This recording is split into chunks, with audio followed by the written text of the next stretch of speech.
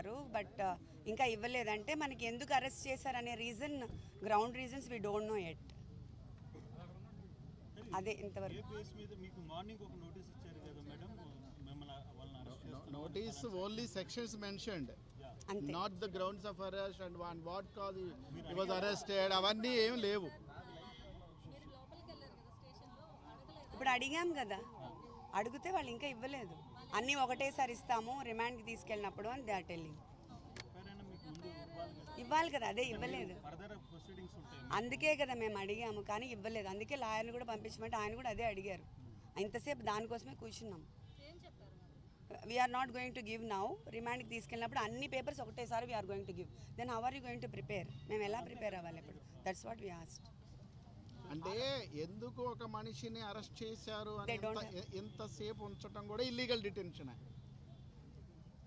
That is what law. వాళ్ళు FIR ఇస్తేనే కదా మేము ఏమైనా చేయగలం. అంటే గ్రౌండ్ రీజన్స్ ఎందుకు అరెస్ట్ చేశారు అనేది ఇంకా దే ఆర్ నాట్ రివీలింగ్ కదా.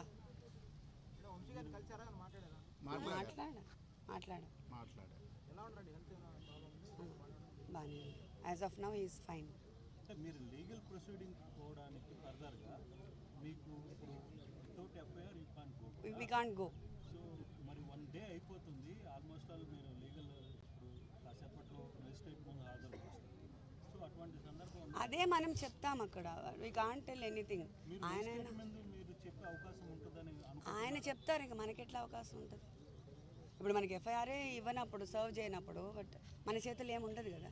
We can't proceed further. Episode నేను పొద్దున్న నుంచి చెప్పాను బట్ ఎవ్రీథింగ్ ఏం అర్థం అవ్వట్లేదు.